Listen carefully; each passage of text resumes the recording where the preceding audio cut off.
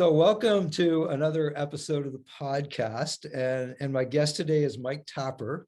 And I've known Mike for quite a while. He's currently at Southern Wesleyan University. And so Mike, why don't you just give us a little bit of your background, where you grew up, how you got called into ministry, and then we'll move on to where you are now and what you're doing. Yeah, wow. What an honor to be here, Mike. Thank you so much for the invitation. This is great because you play a part actually into this whole story. Born and raised in North Gore, Ontario. Some of the listeners and viewers here might know where this awesome place is. Tiny, tiny little town just outside of Ottawa, Ontario, where a lot of those quirky Ontario Canadian boys have come from. There's a lot of them too. There are, yeah. So I was part of that mix. Grew up in a farming community, and as a teenager, sensing a call into ministry, really not fully framed, truthfully, Mike. But that calling and vocational clarity was definitely developed at Kingswood through people like you, Mike, who poured yourself into me. I think of the Branscoms of the world and just a variety of different people just come to my mind here about Kingswood. David Metters and others had just a really formative experience there. Saw ministry lived out, not just in the classroom, but on the streets and in and around the world. And that really helped to solidify things for me. So I graduate from Kingswood, and I'm trying to figure out whether or not God's leading me towards the academy, or whether or not God's leading me to ministry. And really, that's a question that I've wrestled with for the last 25 years, if I'm being absolutely truthful. I've always, for the last couple decades, had my feet in, one foot in the academy and one foot in local church. And I've kind of come to terms. That may actually be good preparation for the future, Mike. I think. Maybe, yeah. I think maybe. I think those who are positioned that way might have good positioning. But could be, yeah. I fashioned myself what's called a pracademic. I don't know if that's an actual term or not, Mike, but I've tried my best to live out the sort of example, not trying to patronize, but you've lived it out well, where you've been connected in ministry and you've trained and prepared ministers too. So, really and truly, that I've kind of grown into that role since my Kingswood days. And I find myself in a place now where I have the awesome privilege of being a part of ministerial development of students, young and not so young. And I love it. I love being connected to the local church. I like the challenges. Hopefully we'll talk here in a minute about some of the challenges that we're facing. And I feel up for the challenge, I guess. Good. I want you to know. Yeah. Yeah. So what were just give us a few stops along the way when you because I know you had further education, and you also were pastoring in a few different locations, and all of that, kind of goes into the mix eventually, right? Sure. Yeah. Tyndale Seminary after Kingswood for 3 years, youth pastored while I was at seminary.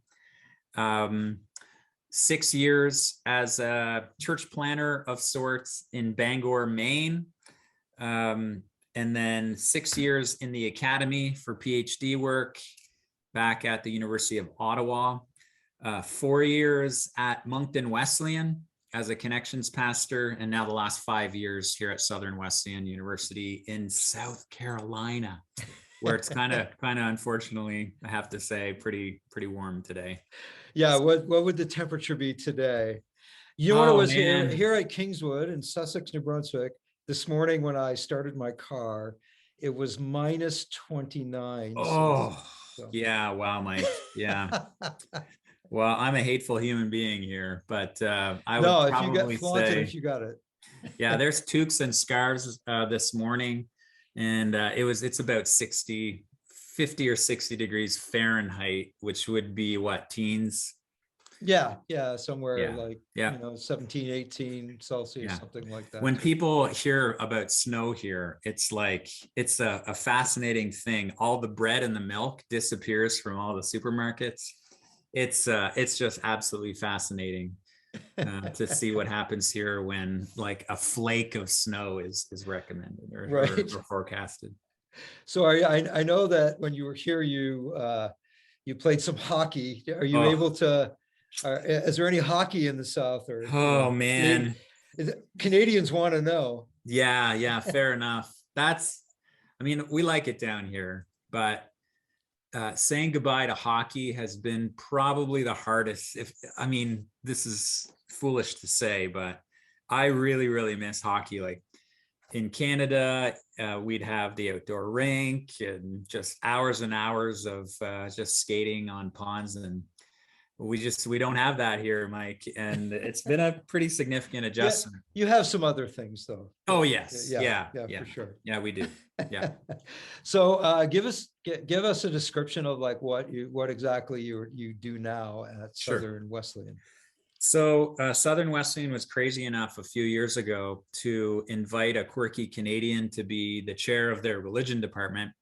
Um, the school, if I can be honest, had a sense like the leadership needed something different, and the vision of the division of religion needed something a little bit different, and so they were looking to shift towards practical ministry. I was coming out of practical, just directly from the local church, and the last 4 or 5 years, I've been spending a lot of time asking questions like, what does formal ministerial education look like? What does it mean to actually serve the church? How do things need to look different? And so those sorts of questions, Mike, have really preoccupied my attention over the last 4 or 5 years. So there's an administrative component to what I do.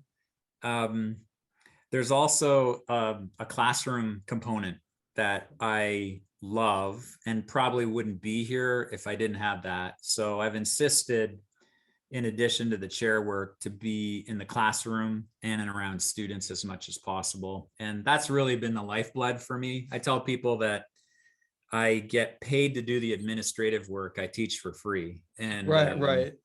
I mean, probably like you, the lifeblood for me is being in and around energetic students and classrooms and questions. Yeah. Yeah, I do have, when I do the gifts tests, I like leadership and administration comes up, but it's usually like a little farther down the line, and which means I do the administration so I can get to the ministry. Like Yeah. I don't actually enjoy the administration part. I just know it has to be done to get to the part that I, really, really enjoy and really like brings me alive. So Totally get it. Yeah. Yeah. yeah. That's my world. So what when you look back on you had a fairly traditional, I guess, like Bible college kind of education, at least initially, and then you built on that foundation. Like what are some of the things that you see changing, where it's kind of like, well, yeah, this used to work, but we just have to move away from that because it's not working anymore? Yeah, sure. Yeah. Well, I see the local church, Mike, moving away from formal ministerial education. I'm not sure exactly what that means for institutions like Kingswood and SWU and our other We5 schools and others, but I think it's important for us to be asking questions like, what does it look like for non-traditional students who are sensing a call into ministry? What does it look like for them to be prepared? Like 25 years ago, when we were at Bethany, now Kingswood, together, if a student sensed they call into ministry, regardless of their age, they packed their car up and they went to a Kingswood. Some brought their families and just, they had to uproot their whole life. I mean, we can think of people, maybe even some of your listeners, who actually took that route. that pathway is almost non-existent, at least where I am. I don't know if Kingswood is the same. It's certainly not very pervasive. And I have an opinion that's developing and emerging. I'm not even sure, this may be too bold, and I could be wrong on this in the end, but I'm not entirely sure if there's a long-term future these days, even for undergraduate formal ministry education, like an actual formal Bachelor of Arts in Religion. Some of your listeners might push back on that a little bit, but it seems to me like institutions like Kingswood and places like SWU, we've got to be thinking, like, what does it look like for students on the ground to be prepared, and how can we actually align ourselves with where they're at? In other words, like, it seems to me like we've spent a lot of time over the last several decades saying we'll create a program and people will come to us. I don't know if we can afford to do that in the culture and climate that we're in. Yeah, and COVID has definitely accelerated that trend. I think it's what might have taken a decade to get to, I think we're there in like 2 years. Yeah. So like, we have students that are coming in. I don't know what it's like in Canada right now, but in the United States, we have most of our students are coming in with prior learning assessment. So they're coming in as sophomores, in some cases as juniors. So the 4-year residential model that we've kind of built an undergrad experience on, that looks completely different, at least in my context, than maybe it did even like 10 years ago. And I think you're right. COVID and the online and the hybrid options, that's really, really changing the game for us these days. Yeah, and so one of the pushbacks that people have about what you're saying is usually, what about the other, like, relational, developmental, discipleship kind of components? There are things that happen face to face and living together that don't happen in another way. So how do you respond to those kind of comments? I totally hear you, and I wish that it were entirely true, but at the end of the day, it seems to me like students, young and old, are making decisions more based on efficiency and affordability than they are over the sorts of things that you and I would probably agree are high value. We've just got a lot of people these days saying, I'm not willing to relocate. I need the most efficient, quickest way to do this. And so I'm finding, at least in my context, that efficiency and affordability win over some of those high value things. Yeah, and I think like I totally get that with people who have some experience behind them, or they're like, like in a lot of cases, especially if they're coming from a really strong church, they're getting a lot of they already have that in place. All those components are in place in their church where they already are, and but for the like the 18-year-old who was probably more like what a 13-year-old would have been like a decade ago. Yeah. I am a little concerned about those people being, you're being so efficient that you're going to be missing there's going to be some major gaps there in your development. I am too, Mike. I'm really concerned about that. I'm not exactly sure what the answer is. What we're finding in our context, and I presume it's similar at Kingswood, the residency phenomenon has really changed the game as well. Like when I graduated back in 1998, people. Wow, the 90s. Yeah, the 90s. I had a mullet when you graduated, and you probably did too. Yeah. Back in the 90s, it was pretty common for like the Maves of the world and like we just figured out, like we're going into a church context today. What seems to be more pervasive is the idea that, after my experience at Kingswood, after my experience at SWU, then I'm going to do a 2-year or 1-year residency at a church. And if I didn't get the relational piece at a place like Kingswood, well, I'm definitely going to get it at Residency, where I'm really going to learn what ministry looks like. So, yeah, I'm not saying that residencies are bad by any means. I'm wondering if some of that relational component and dynamic that you're speaking of, I'm wondering if some of that in the mind of a student, as they graduate, they're not necessarily thinking, I'm going to go to a local church and be a lead pastor. A lot of them seem to be self-selecting towards like an intermediate step, which means another year or two of training. Right.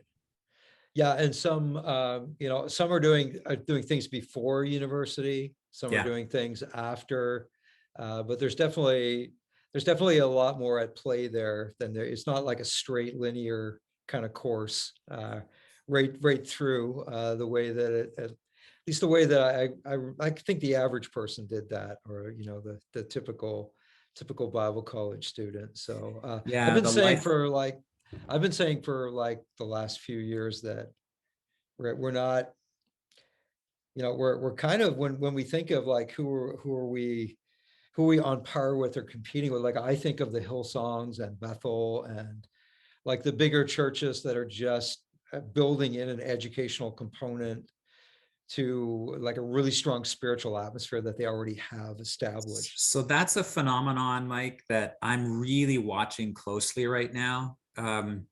Like 20 or 25 years ago, we would never have expected the larger churches to assume the roles that you are assuming and some of your colleagues at Kingswood are assuming. But we're in a world now where in the last 5 years or so, we've started to see these institutes popping up. And I think we're going to increasingly see that. Churches assuming the role of what previously like Bible colleges would have assumed. I'm really fascinated to think more about like what's motivating that and what is the outcome of that. Like if some of these larger churches are saying, well, we can create our own institute and train our own people. They won't even have to relocate, and we'll give them residency and we'll give them the relational and the experiential component even that a residential formal education can offer. Like what does that actually do? And I'm not sure exactly what the answer to that is. Yeah. So in some ways, it's almost going back to like, I know that you're a standard church guy, right? Yes. You can't forget. Thanks for saying that, Mike. So you like, shout out.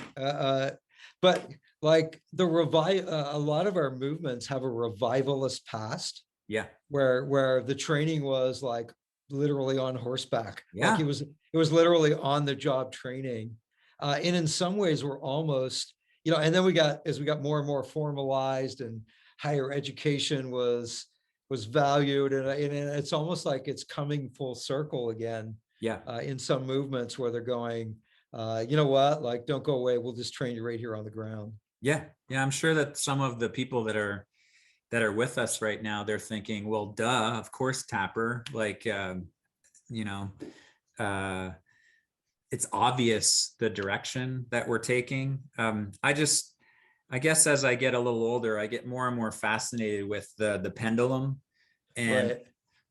I think you're onto it, Mike. And I'm guessing that our listeners are as well. We're definitely experiencing a shift. And if I can be just honest and blunt, people like me, we're trying to figure out how we fit in the kingdom process of, we want to be part of the answer. But that's a tricky thing. Like we say a lot in our context that we exist to serve the church. it's an interesting thing when the product that you are providing isn't perceived as a value to the church. Not that the church like doesn't appreciate formal ministerial training. It's just that they're not prone to like buy what you're selling, to put it crassly. Right. Yeah. So yeah, I think we're kind of all there at that spot where we're trying to figure it out. So what you said earlier about having your foot planted in two worlds, I think that's whether people want their foot planted in two worlds, that's that's what they're experiencing right now. And so I Yeah. think we're all figuring out how what that's going to look like, and how that's going to work. So do you have any prediction, like what do you talk a little bit about the Flex program and how you've adjusted in Yeah, practical sure. ways towards this? Yeah. So coming into this most recent role that I have, I had my ear to the ground to some of the obstacles that we're talking about here. Obviously, there's a increasing frustration about the cost of ministerial training or graduating students in the formal way with $40,000-$50,000 in debt, and they're going and they're being like pastors of churches with $20,000-$30,000 salary, maybe 30-40, but still. So price point is an issue that I hear as a frustration. I was hearing a lot about the inflexibility. I mean, every academic program probably in their marketing says, we want to be flexible, but really and truly it's courses at this time, submit grades on this day, et cetera, et cetera. So the inflexibility piece was something that we were hearing a lot of. And then as we talk more and more with non-traditional students in particular, I don't think that there's an unwillingness to take courses. A big frustration that we kept hearing, and probably you do too, is, yeah, sure, I'll take the course, but it's really frustrating for students when they're taking stuff in a course that they already know. Maybe they're even teaching this stuff. So Right. on those three complaints, we kind of went to work and started to brainstorm about how we could serve the church with a model that both lives within the ecosystem that we have here in higher ed, but also attends to that. Flex courses are 16 courses in our program. They're tied to Wesleyan ordination. So complete the 16 courses, meet ordination requirements. They're $400 courses, Mike. They're 4 credit, $400 courses. So SWU's not making money on this necessarily. Right. And frankly, I'm not sure how I sold this, but to administrators. Well, but you are the a really courses good are salesman, much Mike. more. Well, I don't know. Maybe not.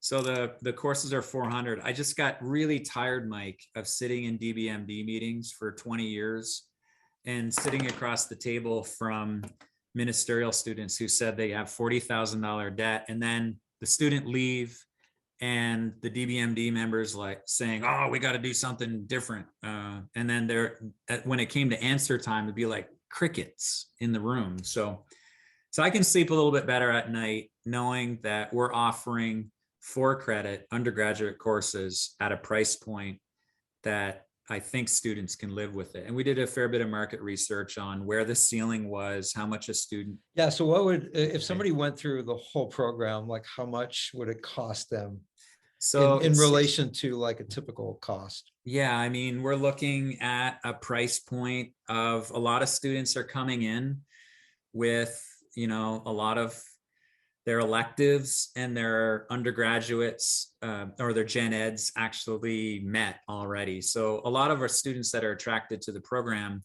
are students that started but didn't finish, Mike. And they're like 30 or 40, maybe 50-year-old pastors. And they're like, what I really want is a master's, but I kind of got stuck because I only got like 30 or 40 credit hours of an undergrad. We say, use Flex as a bridge to get to your master's. today's master's is yesterday's BA. This goes back to my hunch about where undergraduate ministerial training is. Pastors want a master's; they don't want an undergrad as much anymore. So we say, affordability wise, use us as a bridge. 60 credit hours, $5,000 or $6,000. Get it that way. On the flexibility side, and I'm not sure, Mike, I'm just going to be honest, I'm not sure if this is a kryptonite or if this is a secret sauce to our program. The flex courses have a lot of flexibility in them, so there's no actual due dates in the courses. There's an ultimate due date, which is 14 weeks into the online course. And there's recommended pacing. The courses are built for 7-week completion, but we give up to 14 weeks and we don't require any hard, fast due dates. For the disciplined student, it's great. For the undisciplined student, it's a learning experience. Yeah, right. So, I mean, we've attended to that. Hey, we want flexibility, but we're still kind of trying to figure out how much flexibility that we actually want to offer students, so that it doesn't actually lead to their demise. Right, so, right. Affordability, flexibility, and then we've got this interesting component to attend to that redundancy frustration, where we actually let a student come into a course and pretest if they want. Like, let's use it like a preaching course as an example. Let's say they've preached for 20 or 25 years. They're actually really good preachers. They got to take a preaching course. We invite them to pretest for a course. Let's say the course has 5 modules, and maybe they actually have competency, Mike, in like 4 of the 5 modules. We let them pretest. They opt out of the 4 modules in the course that they actually have mastered.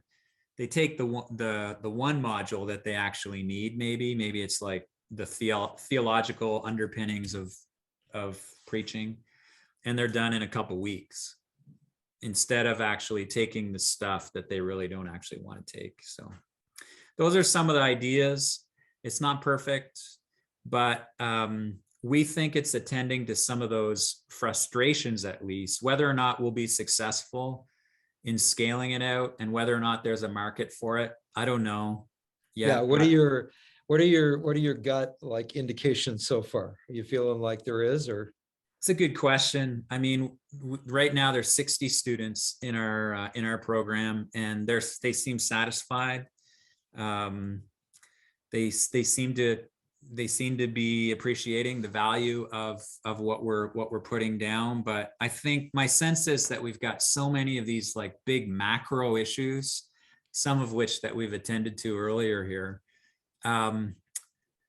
I don't know. I'm still not 100% sure what the future of undergraduate formal ministry education actually is. Okay. Which makes me sad to say that.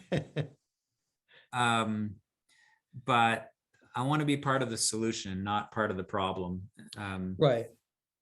Yeah, because when going back to the revivalists, there were a lot of naysayers, from older movements that were raising all kinds of questions about levels of training and all of that, and there's something about a new movement, and just about people that are just kind of going for it. So I am not against building the plane as we fly. I think yeah it's a little scary sometimes. It is. Yeah, I've done it a few times, and there's an element of fun to it as well. So fair. I often wonder like how John Wesley must have felt. Like, the guy was an Oxford like trained academic in the truest sense, and he's trying to figure out, like, as the movement is growing, how do I train all these guys? Right? Yeah, right. And I'm guessing, I'm sure that there's some research on this. I'm guessing he must have felt some of that tension, he and Charles, like,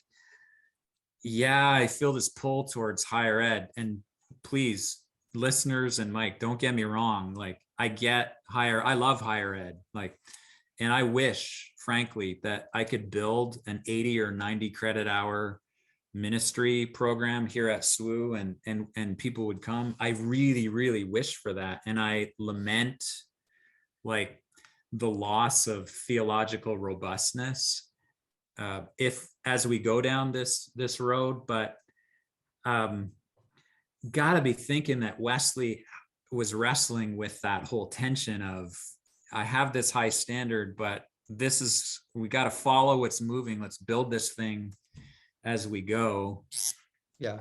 The good news is that there's all kinds of ways to do things Right. that we haven't even thought of yet. And Yes. so you don't have to necessarily give up the goals just No. because you're giving up the methodology, right? Yeah, that's so good, Mike. Yeah. Yeah. And you're a master at this. Like, at the risk of sounding patronizing, like for guys like me, where we're at in our mid 40s, we've watched you, for 30 years. You really are a hero of mine in that respect. Like, you have figured out, and people talk about this. Your listeners, no doubt, are talking and have talked about this. You've figured out how to live within structures, but do it in a way that, in the truest sense, is forward thinking. All the way back in my world to XD program and now Praxis. Like, you have figured out how to make adjustments that attend to the greatest needs. And people like me, to a lesser extent, we're really just kind of trying to follow the Mike McNeil pattern, really. You've always been so good. You've always been so good at this, Mike. Yeah, I do mean that, actually. I do mean that. Yeah, and there have been moments when it's been a fine line that I've walked, but I bet. I've tried to exist as a bridge between the two worlds. And so literally I can go, like, in the same day, like last week, I'm in class for part of the day. And then I'm down at the Salvation Army, like giving food out on the street, like interacting with people that are just, like the gap, their experience and and the highly educated and formal, like, it's just two different worlds, but it's kind of fun to be in both. Oh my goodness. Yeah. I couldn't survive. And they both inform each other. They yes, really do. You're right. Yeah, they do play in on each other.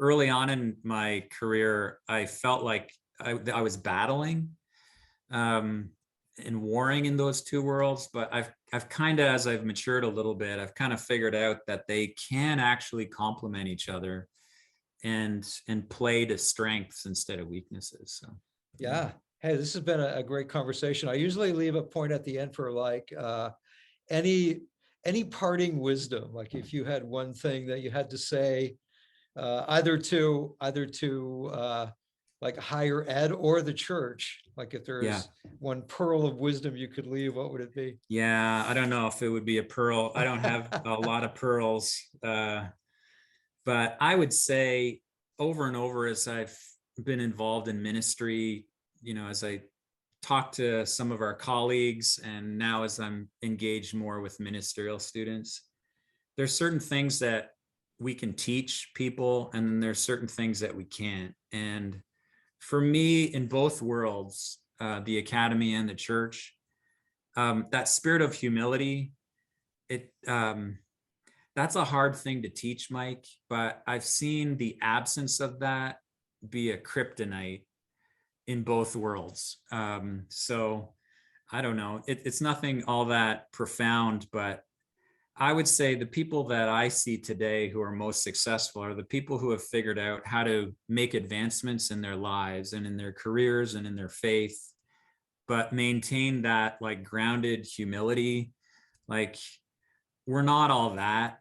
And the truth of the matter is that God, within a few years after our prime, God will use somebody else to fill the space that we currently occupy.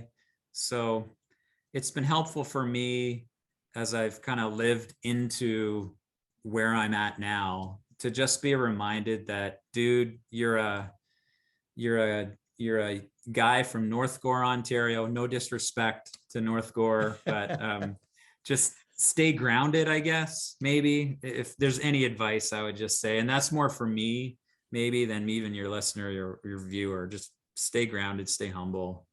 Yeah, well, there's that verse that said, God opposes the proud, and he gives grace to the humble. And most of us, who, if we have any age at all, we've been taken to the woodshed a few times by God. And so you either learn by choosing humility or or some humiliation. So Yeah. so that's wise advice to choose humility for yourself, so that you don't have to be humbled in other ways. So it's good, Mike. hey, thanks for taking the time to do this today, Great, Mike. great privilege. Appreciate you a lot. Thanks a lot, man.